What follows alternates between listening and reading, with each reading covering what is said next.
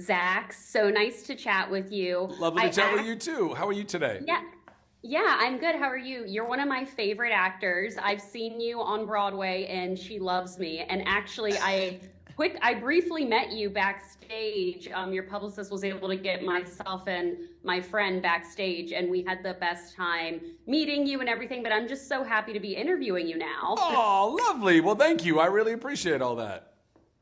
Yeah, congratulations on this film. I love stop motion animated films, and this one was an incredible sequel, and you do a beautiful voice performance as Thank you very Rocky. much. Thank you. Thank you. I was honored Yeah, to be a I part of it. think, I was a big fan of the first one, and so I was stoked to get to be a part of this one.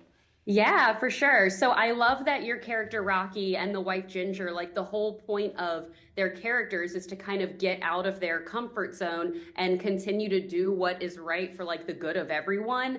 And even Ginger says, sometimes you just got to take a leap of faith. And I'm wondering for you in your career, do you feel like you ever had to take an insane big leap, maybe for a role or a particular audition? What was the biggest leap you felt like in your career? I don't know. I don't. I mean, there's definitely been. I did this very random movie that almost nobody's ever seen, which was called Office Uprising. It's a campy zombie comedy type of a movie, but I play this very different character in it. It's like this almost like, I mean, evil kind of assistant manager of this office building, but that ends up kind of becoming a zombie version of that character. That is probably the biggest departure I've ever played, and I loved every second of it. So, I took a leap kind of, but I don't know. I loved jumping into it, so it didn't feel too scary, I guess. I'd say the biggest leap I've taken in my life was, on just a personal level, getting to a place where I was in a really dark place and dealing with depression, and the leap was like going to therapy and saving my own life. That was a big leap for me. And what came from that was literally booking Shazam. I went and invested in myself to go live on myself, and then the fruit of that labor was one of the biggest jobs I've ever gotten, and got to be a superhero. So that was a pretty big leap. Yeah, no, I would say so. And I mean, hey, there's nothing wrong with therapy. I think everyone should do it. I'm in therapy. It's great for everyone, Amen. honestly. Yep. Yeah, Yep. amen. What do you think is the biggest difference for working on stage versus working in film? Because I know that you're such an amazing singer and you've worked in several different Broadway shows, but is there a difference for you in regards to approaching the character? No. Well, I don't know. Kind of. I mean, I think that in approaching the character, you're always just trying to be as honest as you can with it, right? Like, who are they? What makes them tick? What do they care about? What is their level of intelligence? What is their level of empathy? Figure all that out. But then you gotta then apply that to whatever the actual story, world, tone, genre.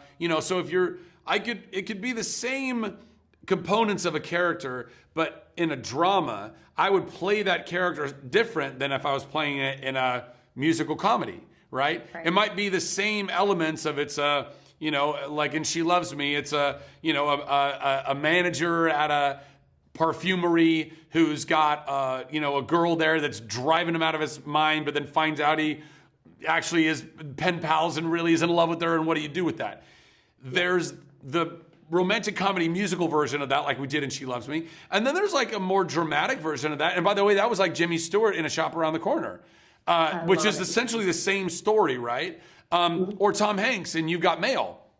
Yep. Same story, slightly different tone, but that's all George Bailey. That's all the same character. You just have to kind of address it in different ways. So that's the difference, right? And on stage, you're always going to have a slightly more, even with a dramatic stage performance, you're still going to have energy that's higher than a dramatic film performance, because with film you got the camera right here. You can can get all the nuance of whatever the emotions are. On stage you have to project those emotions to the person in the seat farthest away from you. Project your voice, project your energy. So those are the biggest differences. And also, when you're doing a movie, you can screw up a line and you can get another take. With theater, it's live, it's happening. But that's part of what I love about it, 1,000 people every night getting to have a real-time experience with, you're having this shared moment that will never exist again, because the next night it'll be slightly different.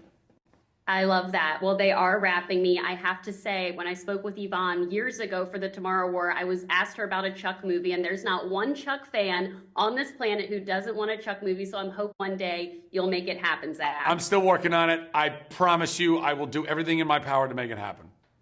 Chuck and Sarah are my favorite TV couple, so I appreciate your time today, and thank you for everything, and I'm so excited for audiences to see this film. Thank you so much. It was a pleasure to talk to you and pleasure to see you again. Happy holidays. Happy holidays, Zach. Bye. Bye.